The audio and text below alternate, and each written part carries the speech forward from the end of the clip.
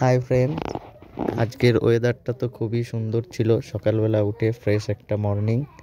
তো আমি আর আমার একটা ফ্রেন্ড মিলে ঠিক করলাম একটু পাহাড়ে ঘুরে আসি। তো সেই হিসাবে দুজনে প্ল্যান করে বেরিয়ে পড়লাম।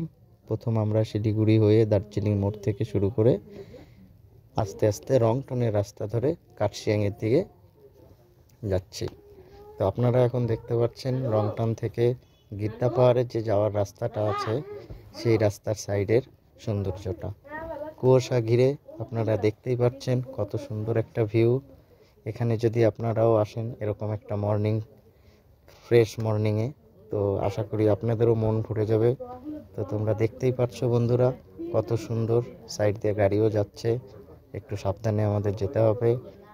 আর আগে খুবই কুয়াশা, রাস্তা ভালো করে দেখা যাচ্ছে না, তাই আমি আমার বন্ধুকে বললাম একটু আস্তে আস্তে চল, যাতে কোনো বিপদ না ঘটে।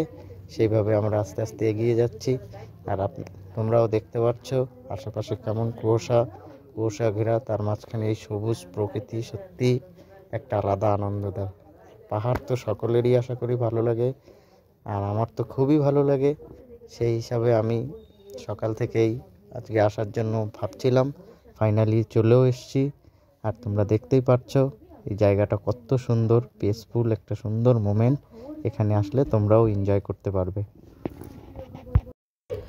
তো আমরা যখন বেরালাম সকালবেলায়, তো শিলিগুড়িতে তো অতটা ঠান্ডা ছিল না, তো সেই হিসাবে আমরা ওরকম কিছু প্রিপারেশন না নিয়েই আসছি।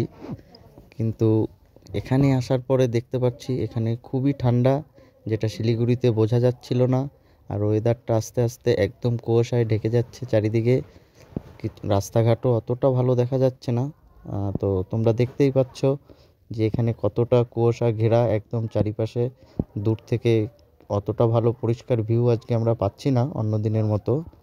তো আশা করি নেক্সট টাইম যখন আসবো ওয়েদারটা আরও ভালো হবে, তখন আমরা আরও সুন্দর ভিউ পাবো, তখন আরও ভালোভাবে তোমাদের কাছে জিনিসটা এক্সপ্লোর করতে পারবো যে জায়গাটা কতটা সুন্দর। আর সেই হিসাবে এটা খুবই সুন্দর একটা জায়গা, আমি তো সামনে থেকে দেখছি, তো আমার তো খুবই সুন্দর লাগছে। আর এখানে এই যে চা গাছগুলো দেখা যাচ্ছে, ছোট ছোট চা বাগান। আর এই সাইড থেকে একটা গাড়ি আসছে। আর এখানটায় তো খুবই ঠান্ডা একটা হাওয়া, মনে হচ্ছে কি খুবই মানে দার্জিলিং ফিল এখানেই পাওয়া যাচ্ছে, এতটা ঠান্ডা এখন মনে হচ্ছে। আর এখন আমরা যে জায়গাটা আসলাম এটা অ্যাকচুয়ালি হলো গিদ্দা পাহাড়, যে ভিউ পয়েন্টটা আছে ঠিক তার নিচের সাইড থেকে একটা মানে পায়ে হেঁটে একটা রাস্তা বের হয়। ওই সাইড থেকে গেলে আপনারা ওখানে গেলেই দেখতে পাবেন যে ওই গিদ্দা পাহাড়ের যে ভিউ পয়েন্টটা আছে তার সাইডে এই যে এই রাস্তাটা। আর এখানটায় যে হাওয়া, পা পা প্রচণ্ড হাওয়া আর খুবই ঠান্ডা।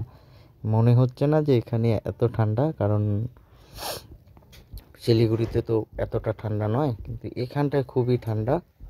তো এখান থেকে আমরা কিছুই দেখতে পেলাম না, এতটা কুয়াশা আর ঠান্ডা হাওয়া।